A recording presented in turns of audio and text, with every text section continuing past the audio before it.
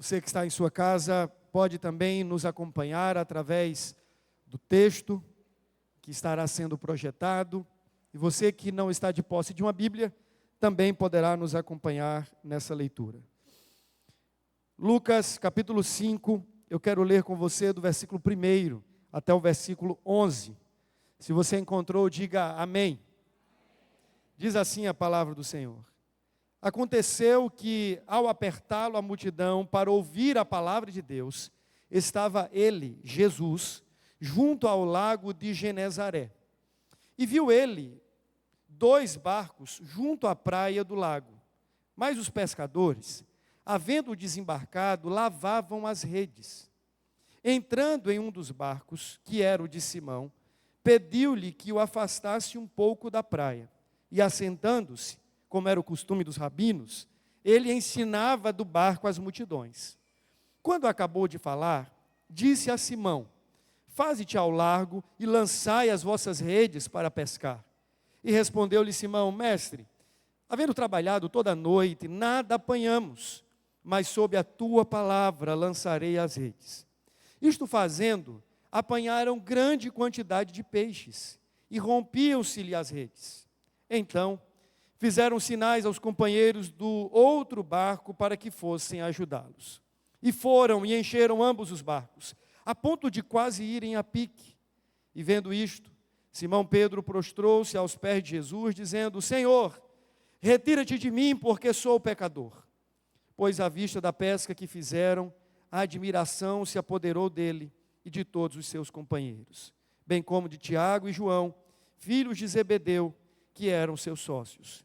E disse Jesus a Simão: não temas, doravante serás pescador de homens. E arrastando eles os barcos sobre a praia, deixando tudo, o seguiram. Vamos orar mais uma vez. Se você puder, coloque o seu coração diante do Senhor, diga assim: Senhor, fala comigo, faz-me discernir a tua voz, desvende os meus olhos, a fim de que eu contemple as maravilhas da tua lei. Ó Deus, torna o meu coração pronto, disponível, disposto para acolher a tua palavra e viver em conformidade com ela. Ó Deus, nós acabamos de ler as Escrituras e nós cremos que a tua palavra é a verdade. De Gênesis a Apocalipse, cada um dos textos, cada um dos capítulos, como temos hoje, dos versículos, dos livros, toda a palavra é inspirada, útil para o ensino, para a educação e para a repreensão na justiça. E nós pedimos em nome de Jesus, que o Senhor, ó Deus, fale conosco. Queremos sair daqui não ouvindo uma preleção humana, não carregando a mensagem do pregador, mas levando no nosso coração a palavra do Senhor, que transforma a mente e o coração, e que modela a vida segundo a tua vontade. Ó Deus, fala comigo, fala com a tua igreja, faz-nos ouvir a doce e poderosa voz do Senhor, é o que nós imploramos em nome de Jesus. Amém e amém. Eu sei que é sempre muito duvidoso ouvir história de pescador. Eu tenho a minha história de pescador. Eu estava em Recife e fui convidado pelo pastor Daniel, que esteve aqui ano passado, para uma pescaria às 4 horas da manhã. Eu nunca tinha tomado um barco, ido a alto mar, então era a minha primeira experiência e a última. Espero que a última em toda a minha vida. Às 4h30 nós estávamos na marina, apanhamos o barco e seguimos para uma pescaria que para mim seria algo surpreendente, maravilhoso. Quem sabe uma associação, identificação com aquilo que os discípulos viveram. Era a minha primeira experiência. Às 5 horas, 5h30 da manhã, a pescaria estava acabando. Por 2 razões. A primeira delas é que bondosamente, Deus mandou um peixe que arrancou uma das varas. Nós estávamos com 2 varas, fazendo o que chama de curricagem. Então uma vara estava de um lado, outra do outro, um peixe veio, puxou uma vara, o camarada que estava conduzindo o barco esqueceu da outra, deu uma ré, enganchou na hélice do barco, e aí acabou a pescaria. Até agora nós tínhamos um peixe, que eu poderia contar dizendo que foi o maior peixe da minha vida, e foi, mas não passava de uns 50 centímetros, talvez um pouco menos. Lembre-se, é uma história de pescador. eu já tinha vomitado 6 vezes àquela altura. E você não sabe como eu fiquei feliz em ter sido frustrado na minha primeira pescaria. Tivemos que ir para a coroa do avião ali em Itamaracá, esperar que a primeira barraca abrisse, para então fritarmos aquele peixe. Eu estava muito satisfeito. E essa não é uma história de pescador.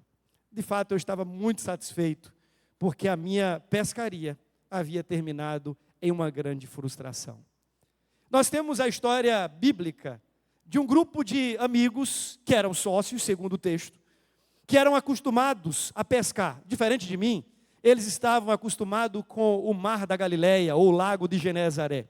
E apesar de ser um lago, as águas ficavam meio que empoladas, hora ou outra, porque o lago fica no meio de um tipo de cordilheira, e então faz um tipo de corredor de vento.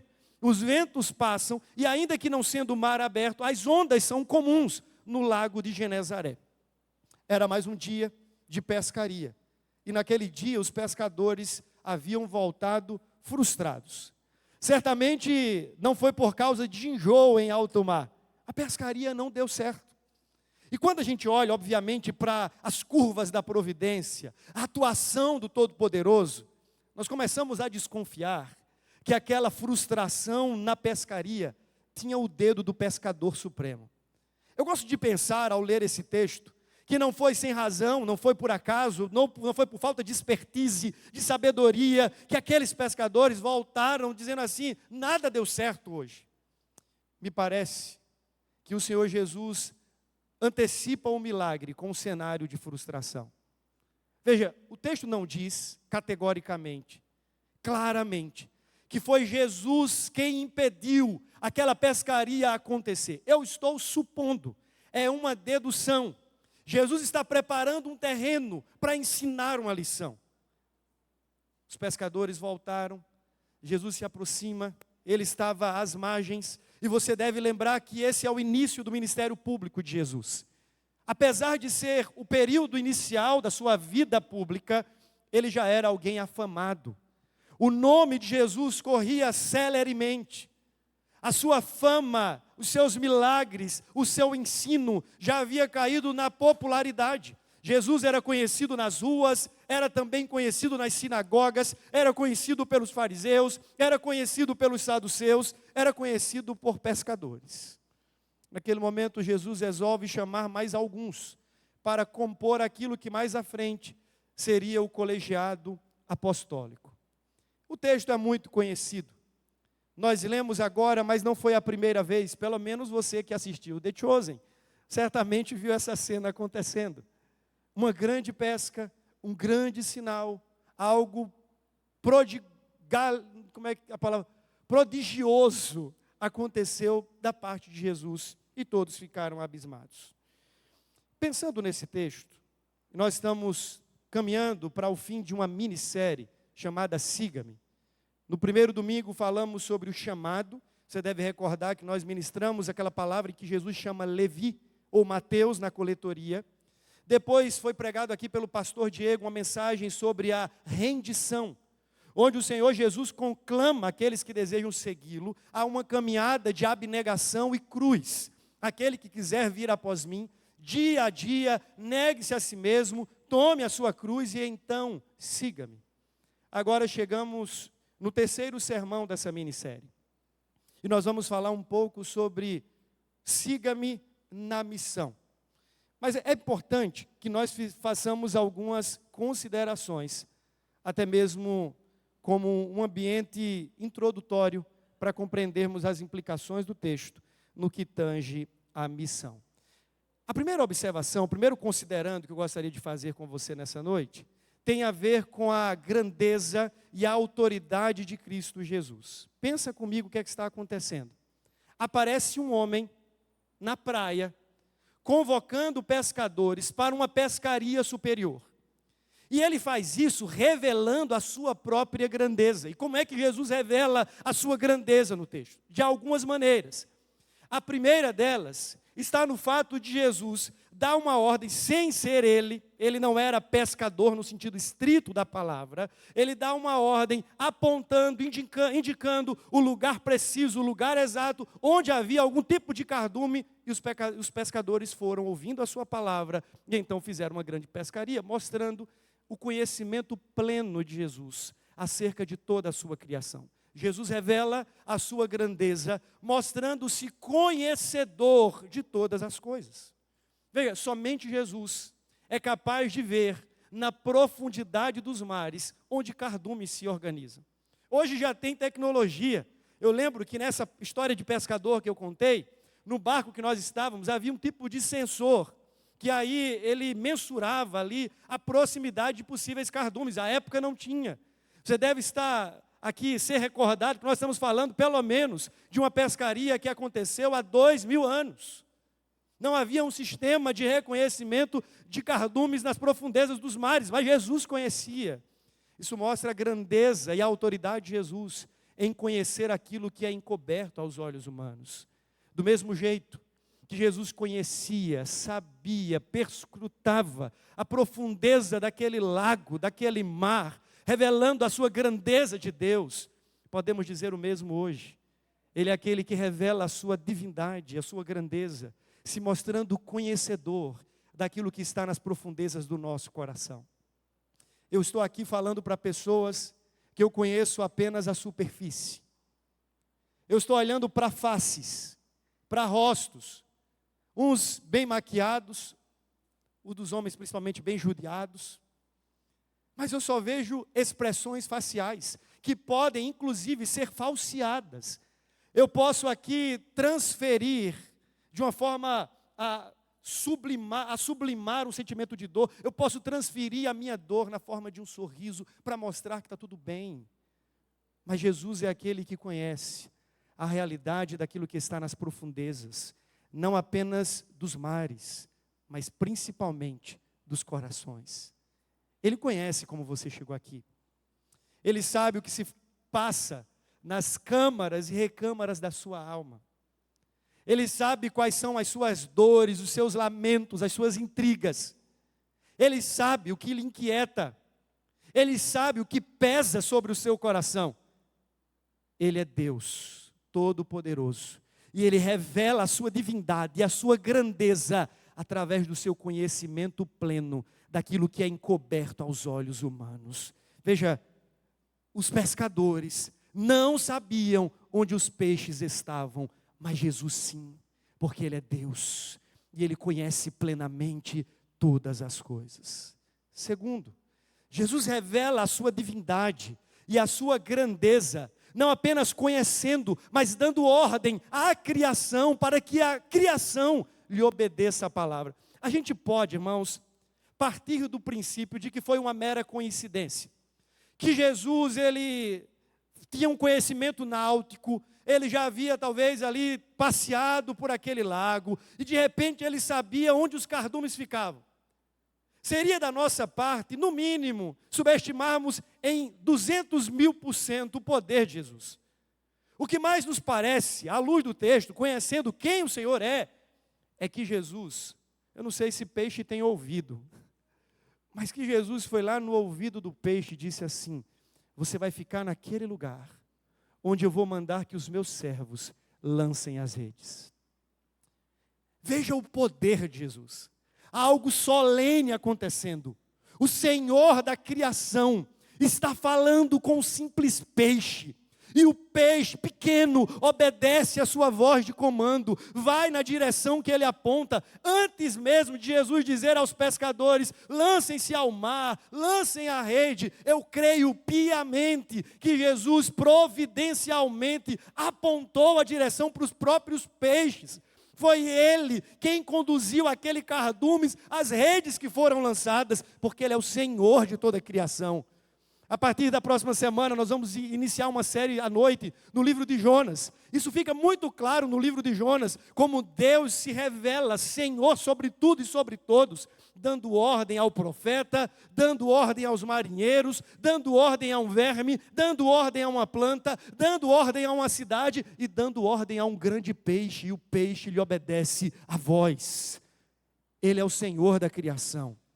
E tudo, absolutamente tudo, está debaixo da sua voz de comando. No Salmo 29, nós lemos que a voz do Senhor é poderosa.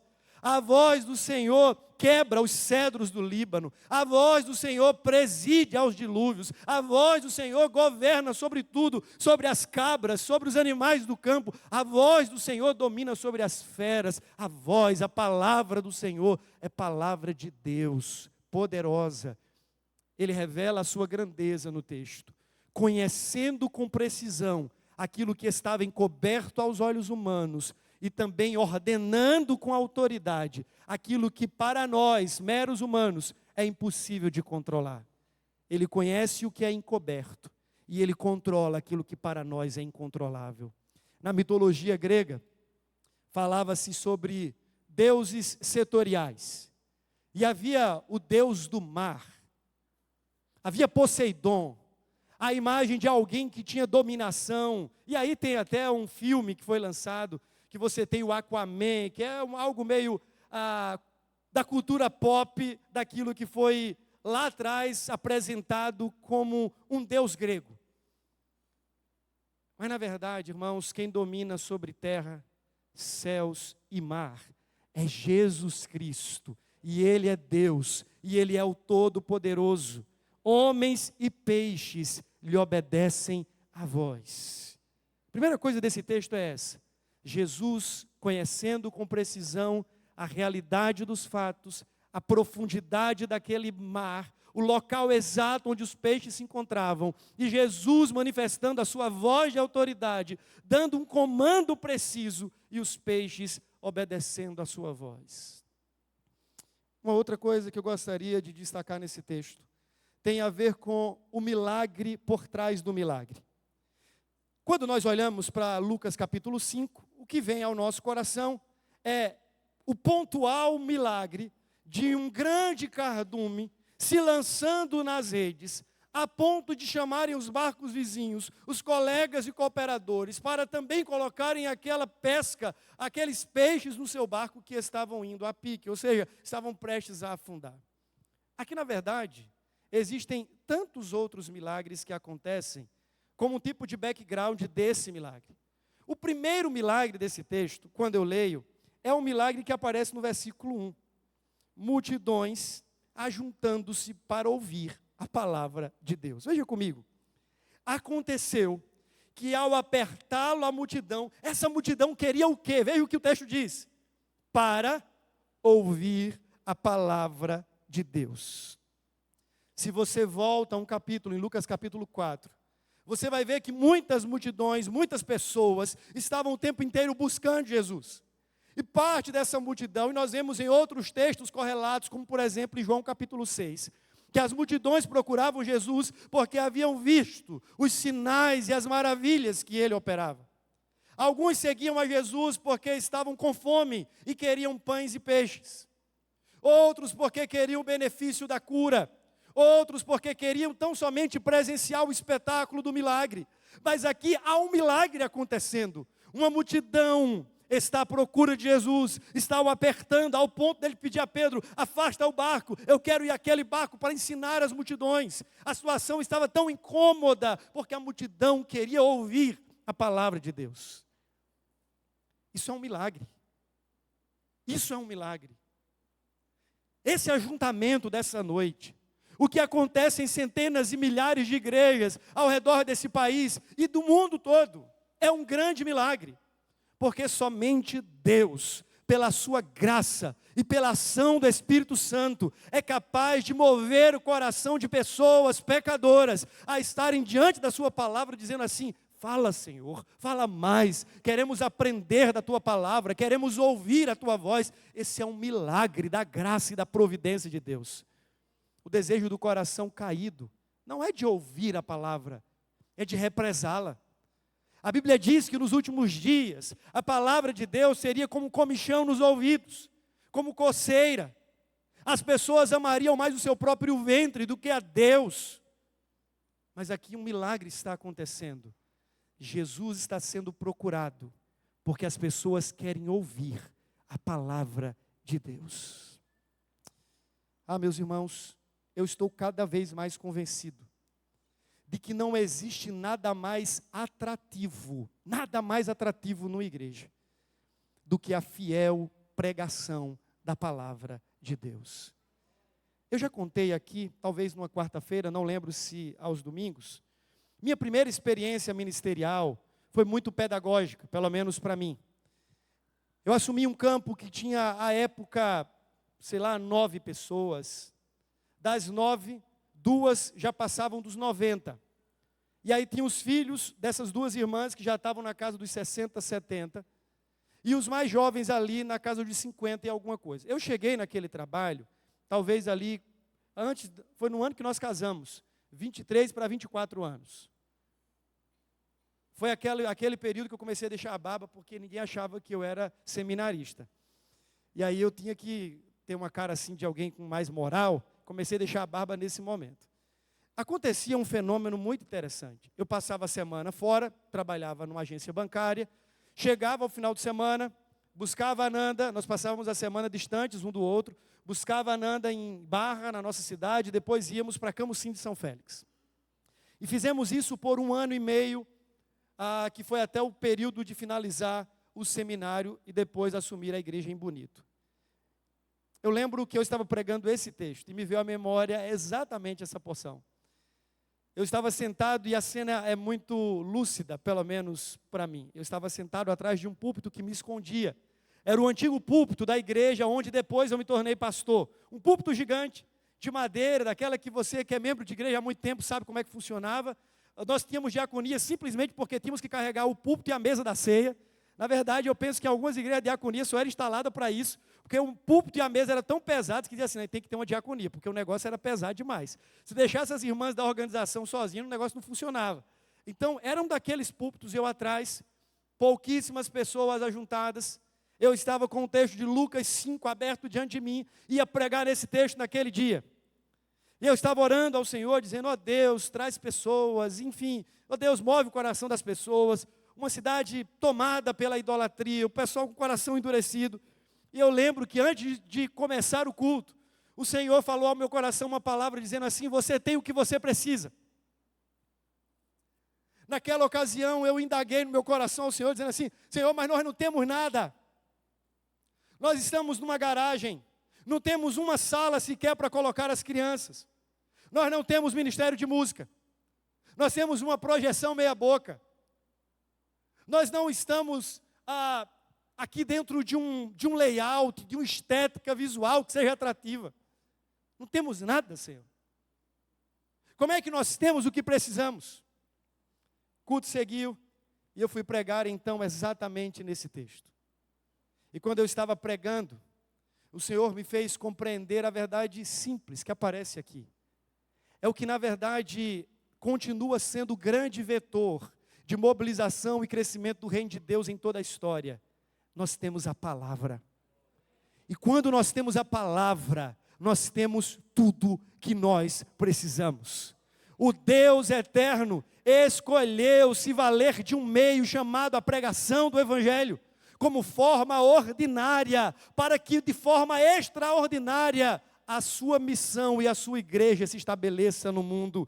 Nós vemos que aqui há um milagre acontecendo, as pessoas estão se ajuntando, porque elas querem ouvir a palavra de Deus. Semanas depois, acredito que na semana subsequente, especificamente, a Nanda deve lembrar, chegou um casal na igreja, a Almi e a esposa que eu não lembro mais o nome, sentaram, uma semana depois. Eu olhei e falei assim, rapaz, não é que esse negócio da palavra, não é que essa rede da palavra atrai peixes. Aquele casal ficou conosco, depois levou uma menina, que se tornou um braço forte no trabalho infantil, depois enviamos para Guiné-Bissau para um trabalho missionário. Essa menina levou a família, todos feridos, vindo de uma outra igreja, arrebentados, começaram a frequentar esse trabalho. Dali eu lembro de uma cena específica, eu estava pregando naquele espaço pequenininho, uma moto parou em frente ao templo, que era 1/3 ou menos do que o comprimento disso aqui, E eu ficava pregando, e o casal sentado na moto, eles não desceram, eles não entraram no recinto, e ao final eu os procurei, e eles gostaram. Na próxima semana eles estavam ali, pouco tempo depois, se tornaram mais 2 novos membros, e um daqueles rapazes aprendeu baixo e começou a tocar baixo na congregação. O Senhor começava a me ensinar que na verdade é a palavra que faz tudo.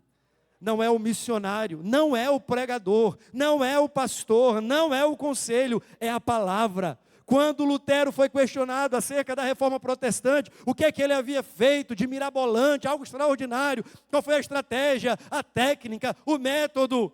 E a resposta do reformador foi mais ou menos a seguinte: eu não fiz nada, a palavra fez tudo, e sempre é assim. É a palavra de Deus, o meio, o modus operandi pelo qual Deus resolveu estabelecer a sua igreja e fazer prosperar o seu reino nesse mundo. As pessoas se reúnem para ouvir a palavra, e de sobra elas testemunham milagres. Não é o milagre, é a palavra. O milagre é o que vem de sobremesa. O que serve e alimenta o crente, o feijão com arroz, é a palavra de Deus sendo ensinada. E aí, bondosamente, Deus diz assim: eu vou fazer vocês experimentarem milagres, outros tipos de milagres. É sobremesa, é bondade, é generosidade. Mas Lutero também dizia: uma igreja pode fazer chover milagres, mas onde não há a verdadeira exposição das Escrituras, ali não há uma verdadeira igreja, ainda que naquele recinto esteja chovendo milagres. Porque o maior milagre deste mundo é um pecador parar-se diante de Cristo, quedar-se aos seus pés para ouvir a sua palavra. É interessante porque na história da igreja, nós vemos que o que sustentou, balizou e impulsionou o crescimento da igreja não foi outro instrumento, não foi outro vetor, senão a palavra. Muitas coisas aconteceram e Deus, pela sua palavra, continuou fazendo a sua igreja próspera. Por isso, irmãos, nós podemos abrir mão de muitas coisas enquanto igreja. Muitas coisas. Muitas coisas passam, mas nós não temos como abrir mão da palavra. É a palavra.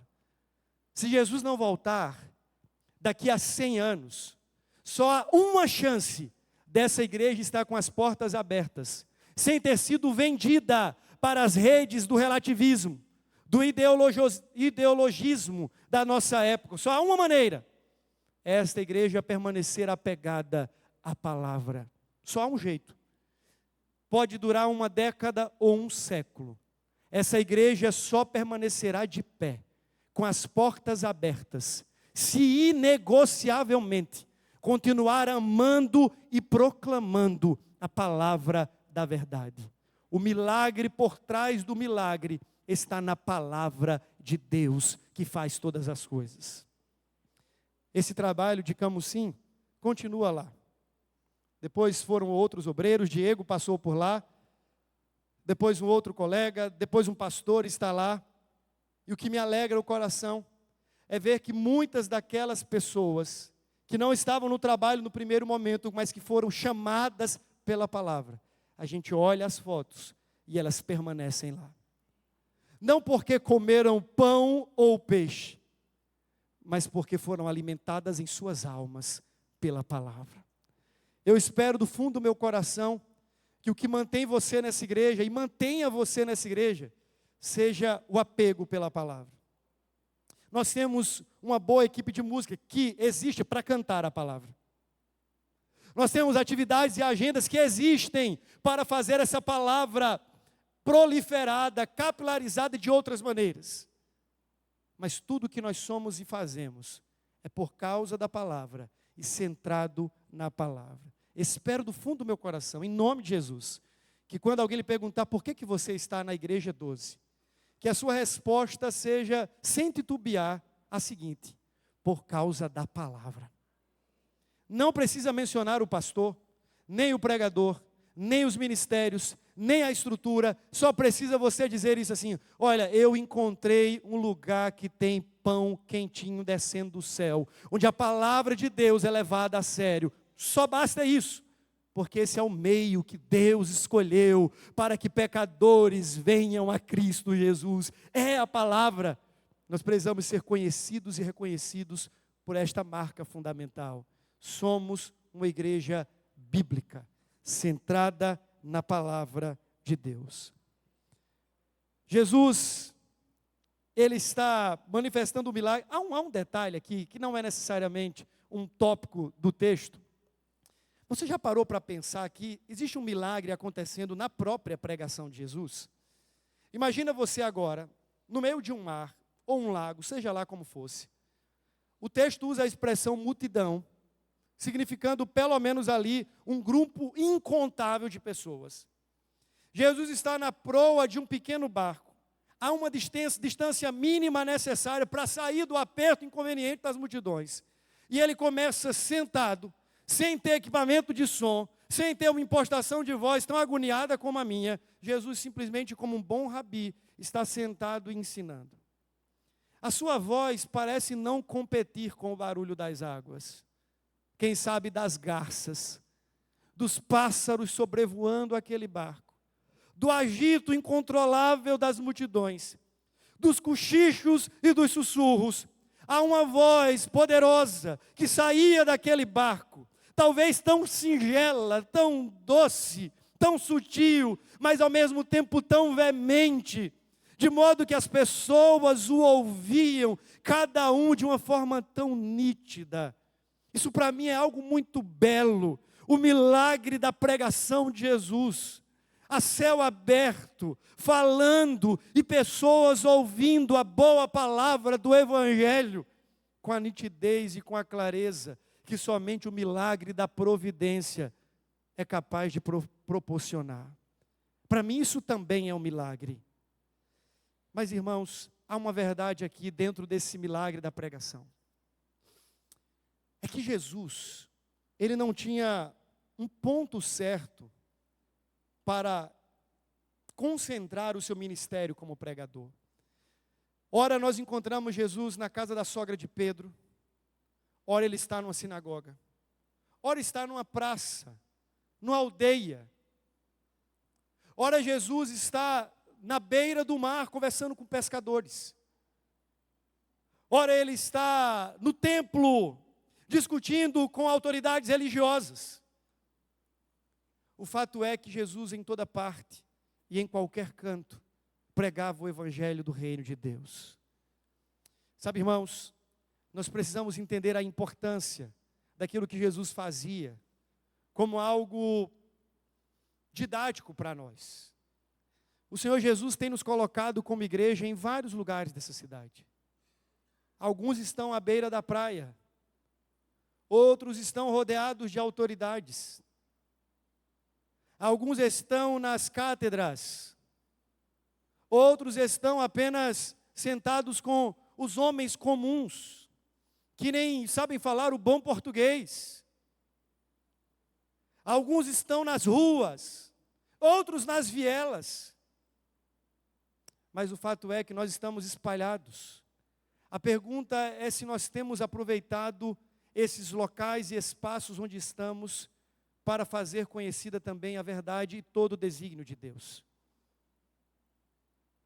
O fato de Jesus ter pedido a Pedro o seu barco, para daquele barco pregar a palavra, para mim é algo muito missional.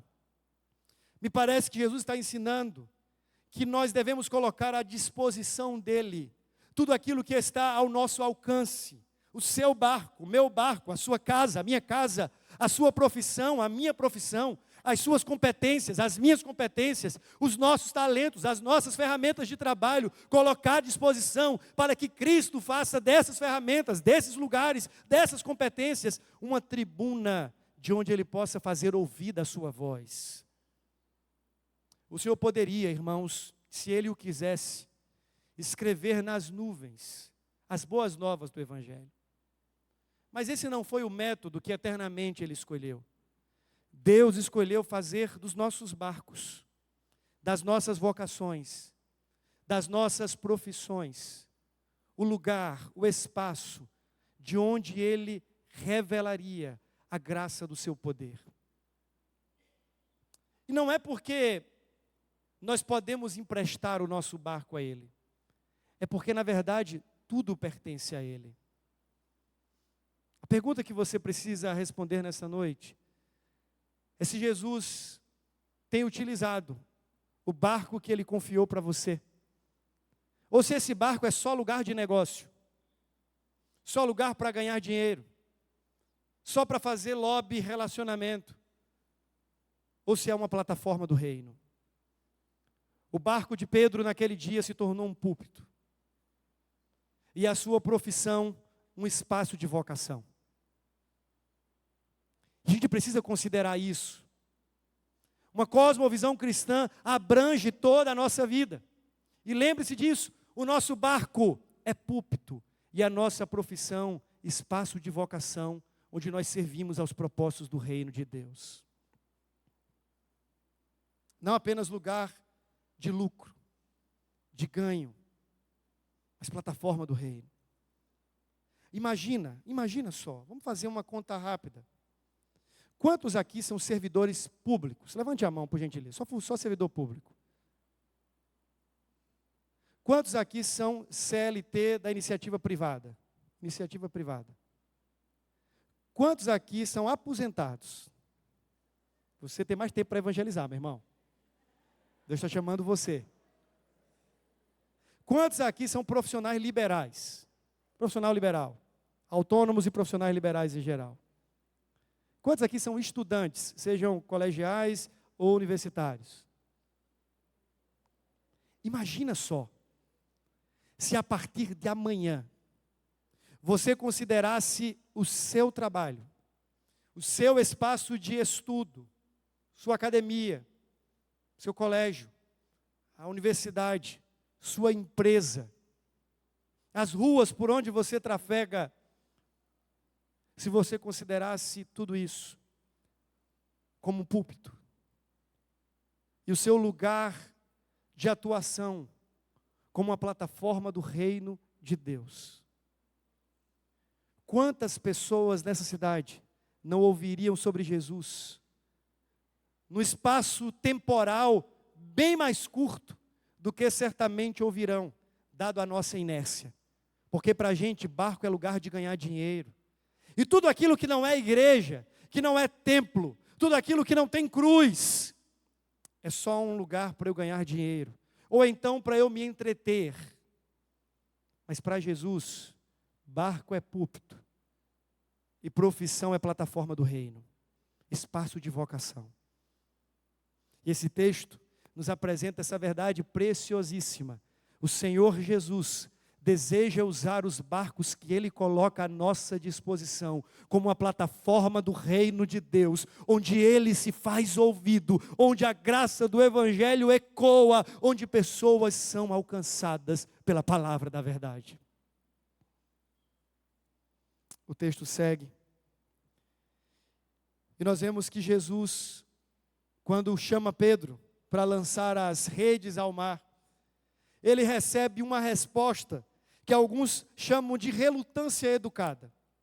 Qual é a resposta de Pedro? Senhor, veja, nós trabalhamos a noite inteira. Não leve a mal, Senhor, nós sabemos como pescar. Nós temos experiência nesse lago. Nós somos homens experimentados na pesca. Nós fizemos os cursos certos, nós temos as melhores redes, nós temos a melhor companhia de embarcação, os melhores homens, Senhor, a melhor tripulação, nós sabemos como fazer. Ou talvez Pedro, que ainda não era discípulo, irritado como era por natureza, poderia dizer assim, quem esse camarada pensa que é? Eu sei que ele é famosinho, que ele tem algumas pessoas seguindo ele nas redes sociais. Lembra, Pedro até então não é seguidor de Jesus. Ele se tornaria discípulo de Jesus depois desse encontro. Até então é Pedro, um pescador, alguém de vida comum, que estava seguindo os rumos da sua vida para, quem sabe, fazer o seu império e a sociedade de pesca ali algo cada vez mais popular e lucrativo. Ele poderia ter dito, quem esse camarada pensa que é? Para me ensinar a pescar a uma hora dessa. Eu fui fazer uma leitura rápida e eu vi que a ordem de Jesus, ela era contrária a toda a lógica de um bom pescador, por várias razões. Primeiro, o horário era inapropriado. Aqueles que trabalham na pesca sabem que geralmente a boa pescaria acontece durante a noite. Veja, eles trabalharam a noite toda. Agora já era o alvorecer de um novo dia. Senhor, nós trabalhamos duramente a noite toda, agora não é o melhor horário. Não é a melhor oportunidade, não é o melhor turno. Segundo, a expressão que Jesus usa, ponham-se ao largo, vão ao largo e lancem as redes. Era como se Jesus estivesse dizendo assim, vá no mar aberto. Vá numa área onde a probabilidade, do ponto de vista da pescaria, para o lago de Genezaré, seria inclusive menor. Terceiro, Jesus não está considerando que se com todo o vigor, aqueles pescadores voltaram frustrados de uma pescaria, o que diria agora? Eles estão cansados, estão exaustos, estão lavando as redes. Era um trabalho braçal, lança a rede, puxa a rede, lança a rede, puxa de novo. Jesus estava desconsiderando que aqueles homens estavam debaixo de uma realidade de puro cansaço. E quarto, Jesus estava desconsiderando o próprio estado emocional. Lembra que pescaria para aqueles homens não era hobby, era trabalho. Não ter apanhado nada a noite inteira implicava em não ter como ter a matéria-prima para vender, fazer dinheiro e pagar conta. Era um furo no caixa. Era uma expectativa financeira despencando. E aí vem um camarada dizendo assim, vai ao largo e lança de novo as redes. Me parece que mais um milagre acontece aqui. É o milagre de Jesus quebrantando o coração desse tal de Pedro, dando a ele a graça de olhar para Jesus e minimamente reconhecer na sua voz a autoridade necessária para dizer, Senhor, segundo a tua palavra, veja, nós não temos razão nenhuma para fazer isso, mas segundo a tua palavra, lançaremos as redes. E assim o fizeram, e você conhece a história. Houve uma pesca abundante. Eu tenho a impressão que muitos de nós nos achamos sabidos demais. E quando Jesus nos dá uma ordem um tanto quanto ilógica como esta, o desejo profundo do nosso coração é retrucar, dizendo assim, Senhor, veja, eu já tentei. Eu sei, Senhor, que não funciona. Há uma tendência nossa de acharmos que nós sabemos melhor do que o Senhor. De que nós temos a habilidade melhor e mais afinada e apurada do que a do próprio Deus. Esse texto me humilha, sobretudo no campo do ministério, porque me leva a crer numa máxima de que nós só precisamos ser fiéis. Veja, a nossa obediência não pode ser uma obediência pragmática, vai dar certo, eu obedeço. Não, Jesus mandou, eu obedeço. E o resultado disso, será que vai dar certo? Será que as coisas vão acontecer? Eu não sei, porque o nosso chamado não é para fazer acontecer, o nosso chamado é para ser fiel. O nosso chamado não é para trazer peixes à rede, o nosso chamado é só de lançar as redes. Quem as enche é o próprio Senhor Jesus, quando Ele quer, segundo o seu poder e segundo a sua vontade. E enquanto a gente não entender que a obediência é um ato de fé, nós vamos estar pragmatizando a obediência, dizendo assim, olha, eu vou obedecer, porque se eu obedecer, isso aqui vai acontecer. Eu conversei com o meu filho mais velho, está no departamento infantil, ontem e hoje, ele está de castigo. E aí ele disse assim, se eu fizer isso, o senhor me tira do castigo? Eu falei, não. Porque você precisa obedecer, porque eu sou seu pai, e eu estou dando uma ordem, e você obedece porque eu sou seu pai. Independente do resultado disso, você me obedece, porque você confia em mim. Às vezes nós estamos numa relação de obediência com Deus, puramente pragmática. O Senhor vai me abençoar, né, Senhor, se eu te obedecer? Deus, olha, eu vou colocar o dinheiro no bolso. Se eu te der esse dinheiro aqui, o Senhor vai abrir a porta, né, Deus? Deus, se eu... Veja, o nosso chamado não é pragmatizar a nossa obediência, como se a obediência estivesse atrelada ao resultado. O nosso chamado é de obedecermos por fé e por fidelidade àquele que nos chama pela sua palavra a obedecer. Jesus falou, ponto final. Nós obedecemos, querendo o nosso coração ou não, atendendo às nossas sensações e afeições ou não. Jesus falou, Ele é o Mestre, Ele é o Senhor. Nós somos os seus servos e súditos. E simplesmente nos submetemos e dizemos, sim, Senhor. Vai dar certo? Eu não sei. Até porque esse negócio de vai dar certo é muito subjetivo.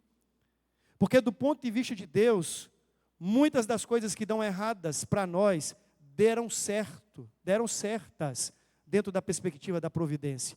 Se tem uma pescaria que deu certo naquele dia, foi a pescaria que deu errado de Pedro e seus sócios. Ou não? Do ponto de vista da providência, toda aquela frustração, o desânimo, se tornou uma plataforma para que Jesus se apresentasse, revelasse o seu poder, a sua graça, chamasse aqueles homens para segui-lo. Então muitas coisas que nós dizemos, deu certo ou deu errado, é subjetivo, porque isso é muito pueril, é da perspectiva humana. O que nós cremos é que na perspectiva divina, até aquilo que para nós, circunstancialmente, pode dar errado, pode ter sido a coisa mais certa a ter acontecido. As nossas frustrações, as decepções, as relações, as sociedades que não deram certo.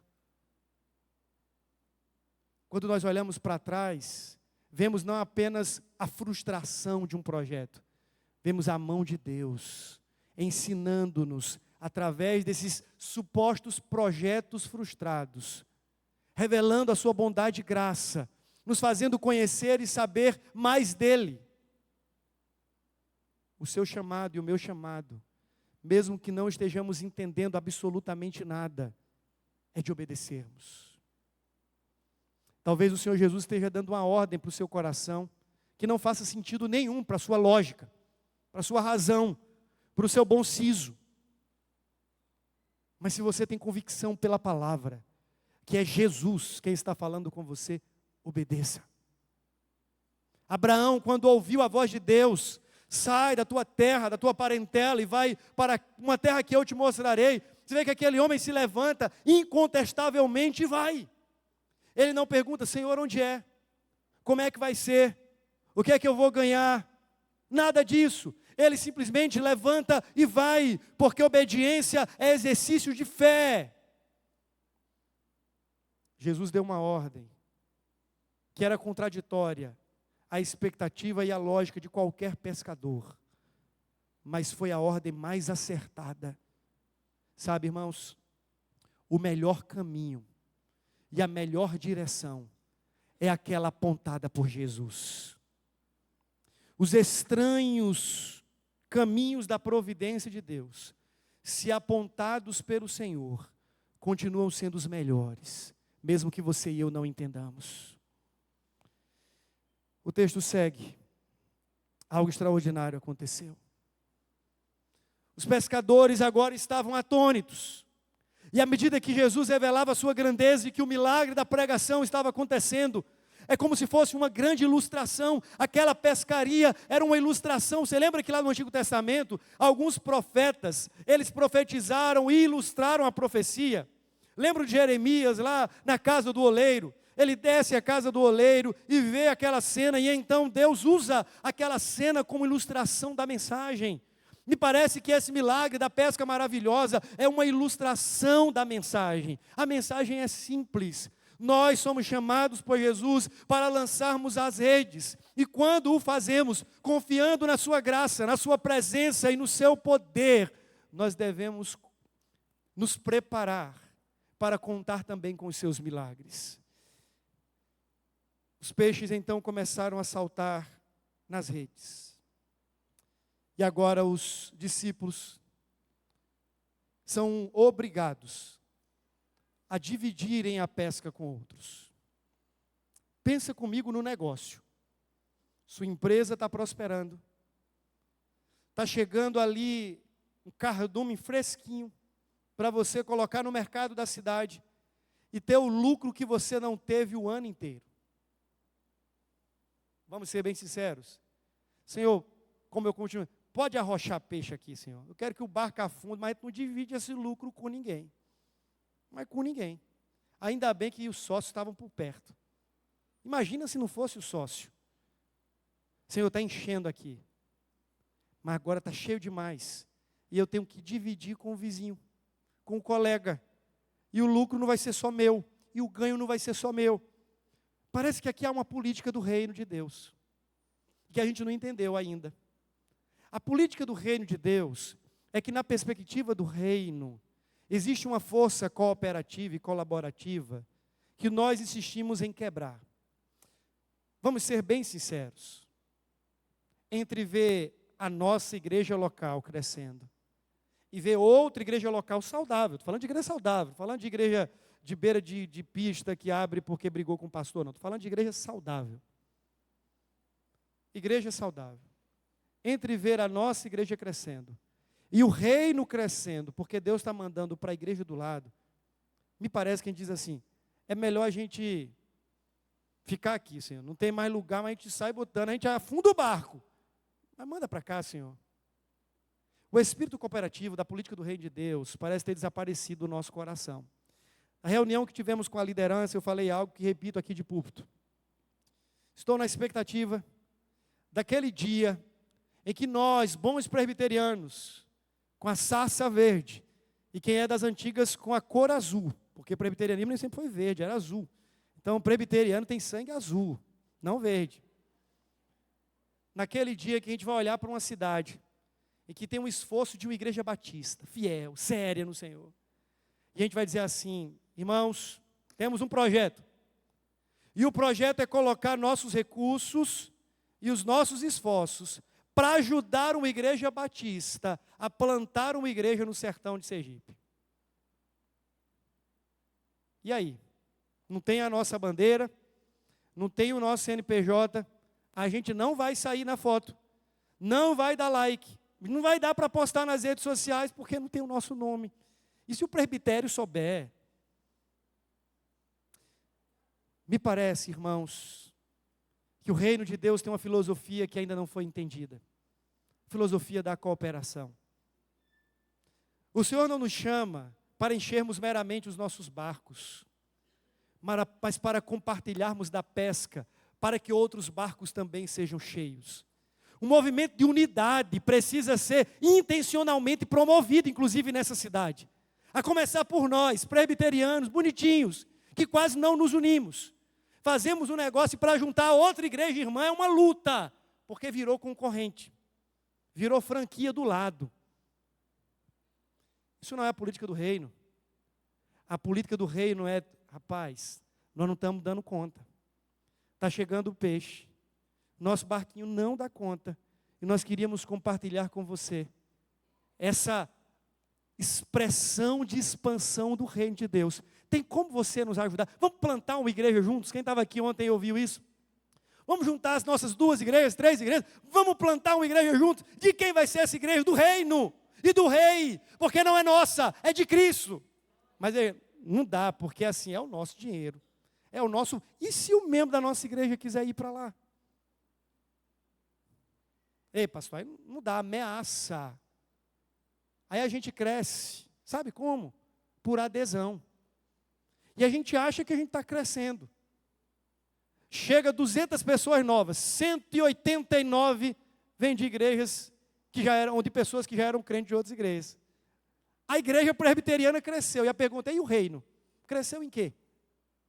Em nada. A estatística do reino é a mesma. Talvez ali tem uns 12, que entrou ali no meio do bolo e Deus por graça chamou. O que eu estou dizendo é que deve haver uma política de cooperação para entendermos que a igreja não é o reino de Deus, a igreja serve ao reino de Deus, a pescaria não é nossa, os peixes não são nossos, não é sobre nós, é sobre Cristo e o seu evangelho, e o nosso trabalho é participarmos como cooperadores daquilo que Ele está fazendo para Ele, para a glória dEle, somando esforços com outros que também estão servindo a Ele. Essa é a política do reino, e nós como Igreja 12 precisamos entender isso. A política do reino de Deus envolve um movimento de cooperação, de servir ao pescador por excelência, ao Cristo, colocando diante dEle nossos esforços, nossos talentos, nossos tesouros, dizendo assim: Senhor, onde o Senhor quer que nós compartilhemos daquilo que o Senhor está fazendo, com quem o Senhor quer que nós nos ajuntemos, para que nesse esforço de unidade, o reino de Deus cresça nessa cidade e nesse estado para a glória do seu nome. Esse movimento exala muito mais o evangelho do Cristo do que os movimentos de divisões que nós costumamos presenciar. E é cada um para o seu lado, cada um por si e Deus por todo. Eu não estou falando de juntar placas, de juntar ideias e teologias com quem não quer nada com a palavra, com quem não quer nada com a verdade. Eu estou falando de igreja séria, se juntando à igreja séria para ver a promoção do reino de Deus. Nós, escute o que eu vou dizer agora, já estou terminando aqui. Nós não somos suficientes para fazermos aquilo que Deus tem para fazer nessa cidade, nesse estado e nesse país. A igreja 12 de agosto não é suficiente para fazer tudo aquilo que Deus está fazendo e deseja fazer nessa cidade, nesse estado e por onde quer que nós vamos. Precisamos de outros. Deus pode nos fazer crescer. Quem dera isso aconteça. Mas que não seja para uma vanglória denominacional. Que o nosso crescimento implique na consciência de que nós somos aqueles a quem Cristo talvez dê um barco um pouquinho maior, para que nós ajudássemos aqueles que têm uns barcos um pouquinho menor, cooperando, servindo, dizendo assim: olha, nós podemos servir com vocês e ajudá-los. Mas nós também podemos ser ajudados por vocês. Essa é a política do reino. O que Jesus está fazendo é maior do que a nossa capacidade. Nós não somos a última bolacha do pacote. Nós não somos a igreja dessa cidade. Nós somos um barquinho a serviço do Cristo. Temos as nossas redes à disposição dEle. E estamos dizendo: Senhor, se queres, usa-nos. Estamos aqui. Queremos te servir. Livre-nos de nos acomodarmos ao ponto de lavarmos as nossas redes. Faça-nos crer e faça-nos obedecer a tua palavra para a glória do teu nome. E manda pessoas, inclusive pessoas que não estão arraigadas ao nosso CNPJ institucional, para que possam se tornar cooperadoras naquilo que o Senhor está fazendo. E nos dê sensibilidade para entendermos a beleza da unidade que se mostra na cooperação do Evangelho. Eu sei, irmãos, que essa é uma mensagem que talvez afronte o seu coração, e eu estou muito feliz se isso acontecer nessa noite. Ficarei muito feliz se você sair daqui decepcionado pelo seu preciosismo denominacional. Ficarei muito feliz. Mas a minha expectativa é que você saia daqui pelo menos entendendo que o reino de Deus é maior do que a Igreja Presbiteriana 12 de agosto. E que o nosso chamado é juntarmos o barquinho que Deus nos deu com outros barquinhos para cooperarmos com o Evangelho do reino, pelo poder da palavra, na dependência de Cristo Jesus. Eu quero encerrar, eu queria já convidar os irmãos do Ministério de Música, para você entender o seguinte: quando isso acontece, irmãos, algo maravilhoso se evidencia. Os barquinhos se juntaram. Pedro, agora atônito, foi tomado de um sentimento de consciência da sua pecaminosidade. Ele agora viu quem era Jesus. não era um rabi como outros, não era só um mestre, não era um milagreiro, não era um discurseiro, não era um novo homem agora trazendo ideologias renovadas. Ele é o Cristo, o Santo de Deus. E agora Pedro se curva, se prostra, porque não há como alguém se deparar com Cristo e não ser confrontado em seus pecados. Mas aquele homem também não ficou apenas tomado de medo, de assombro, mas também ficou atônito de admiração e de adoração. Em um outro texto, quando Jesus acalma o vento e a tempestade, tomados de assombro, eles dizem: quem é este? Que homem é esse? Que até o vento e o mar lhe obedecem. Que homem é esse? Que fala com cardumes. Que homem é esse que sabe com precisão o lugar onde os peixes se reúnem? Que homem é esse que consegue ajuntar em torno da sua palavra pecadores dos mais distintos? Mas sabe qual é o outro milagre que aparece nesse texto? É o milagre de Jesus, que poderia fazer tudo sozinho, resolver lançar as redes do Evangelho, usando gente como a gente. Eu fico absurdamente constrangido quando eu olho para Jesus chamando Pedro, dizendo: a partir de agora, você sabe quem eu sou, você sabe quem você é, agora eu quero mudar o propósito da sua existência. Eu sei quem é Jesus, eu sei quem eu sou, e agora eu sei para que vivo. Doravante, serás pescador de homens. Jesus sabia quem era Pedro, e ele resolveu contar com Pedro. Jesus sabe quem você é, e ele resolveu contar com você. Jesus sabe quem eu sou, e ele resolveu contar comigo. Não porque ele precise, não porque eu estou no nível necessário, mas porque existe um milagre. O milagre da graça, não apenas que salva, mas que chama e que usa para a glória de Deus. Quando mais novo, 17 anos mais ou menos, eu estava pela primeira vez discernindo o chamado para o ministério, que na época não tinha clareza se era pastoral. Para mim era muito missionário. E eu lembro que o Senhor Jesus começou a transformar a minha vida, e as pessoas não acreditavam. Eu fiz uma oração nominal naquele dia. Falei assim: Senhor, por que o Senhor não chamou a irmã Edileuza? Ela é mais crente que eu. Todo mundo ia acreditar se ela falasse. Por que o Senhor não chamou o irmão Paulo Nascimento, que ainda era vivo à época? Presbítero, Senhor. Se ele falar em teu nome, todo mundo entende, todo mundo vai dar ouvidos, porque é o presbítero. Eu sou um menino de 17 anos, que agora, petulante, subo num púlpito para dizer o que ninguém gosta de ouvir, e sou perseguido e acusado por isso. Eu não sou a pessoa certa, Senhor. Não sei se você já ouviu essa história. Eu tinha um problema a mais. Em uma das Bíblias, que foi da minha mãe, esse registro está de caneta ao lado. O ano era 2005. Eu estava diante do texto das 10 virgens. E eu era gago. E eu precisava pregar pela primeira vez num culto de domingo na minha igreja. Eu era a pessoa mais improvável, inadequada para estar aqui essa noite. Eu era só mais um pescador, projetando a minha vida para faculdade, enfim. Eu fiz uma oração naquele dia e eu disse assim: Senhor, não preciso o Senhor me curar. Eu só preciso que quando eu estiver pregando, o Senhor faça um milagre só naquele momento. Depois eu volto a ficar gago. Quando eu pregar de novo, o Senhor faz.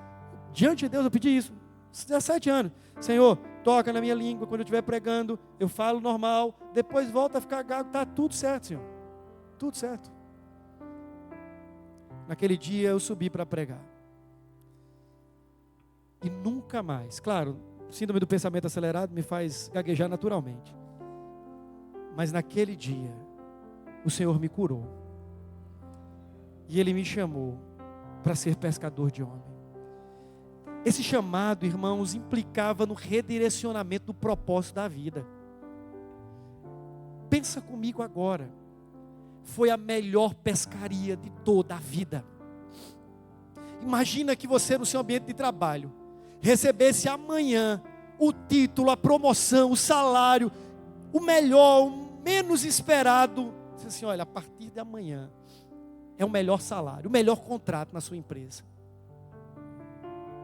Aí aparece um camarada chamado Jesus e diz assim, segue-me.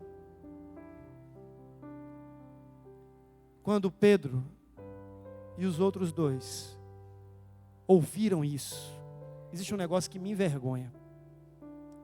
Diz então que eles, deixando tudo, o seguiram. Deixar tudo não foi deixar um negócio fracassado, não. Não foi deixar uma empresa pouco lucrativa. Não foi deixar um faturamento falido. Foi deixar para trás a maior conquista da vida. Porque ele havia sido encontrado com a pedra de grande valor. Agora, diante dos olhos de Pedro, nada era tão importante, nada era tão valioso, nada era tão glamuroso do que Cristo. Seguir a Cristo. Ele agora tinha diante de si o tesouro precioso. E ele deixa tudo. E ele segue a Jesus. Eu não estou falando que você tem que deixar tudo, no sentido literal da palavra. Mas eu estou dizendo que Cristo tem que ser tudo para você. Enquanto Cristo não for tudo na sua vida, enquanto o seu trabalho, os seus ganhos, suas projeções, suas provisões de vida forem maiores do que Cristo, você será sempre um discípulo meia boca, que serve a Jesus quando aquilo serve à sua conveniência e ao seu coração. A questão não é simplesmente deixar tudo, é ter Cristo como nosso tudo, amar a Cristo acima de tudo, ver em Cristo o maior tesouro, o maior valor acima de tudo. E aí, quando isso acontece, trabalho vira vocação. Quando isso acontece, barco vira púlpito. Quando isso acontece, dinheiro vira instrumento de provimento e de investimento no reino de Deus. Quando isso acontece, valores são mudados, não porque deixamos tudo, mas porque ganhamos tudo em Cristo Jesus. Ele é o tesouro precioso da igreja, Ele é a pedra de grande valor. Nós precisamos olhar para Cristo e vê-lo assim como quem Ele é, com os corações prontos a dizer, Senhor, tudo deixamos para seguir o Teu chamado. Senhor, tudo renunciamos, nosso amor a nós mesmos, nosso amor aos lucros e aos ganhos neste mundo, nosso prestígio, nossa reputação, nosso interesse de construir o nosso império, tudo deixamos, porque tudo ganhamos em Cristo Jesus. E eu não estou falando de ganhos apenas, ganhei o céu. Não, eu estou falando de ganhar Cristo. Nós ganhamos Cristo, nos tornamos seus e agora nele somos chamados a participar do maior projeto desse mundo, de sermos pescadores de homens. Deus quer usar a sua vida, as redes que Ele colocou em suas mãos, o barco que Ele dispôs para que você colocasse os pés sobre ele. Deus quer usar os seus talentos, Deus quer usar os seus recursos, Deus quer usar as suas aptidões, Deus quer usar as suas conexões, Deus quer usar as suas relações, Deus quer usar a sua existência para que outros sejam atraídos à rede da verdade do Evangelho e possam então se maravilhar diante dele, devotando a Ele amor e adoração. Ele quer usar a sua vida, apesar de você, apesar de mim, Ele quer nos usar para a glória do seu nome.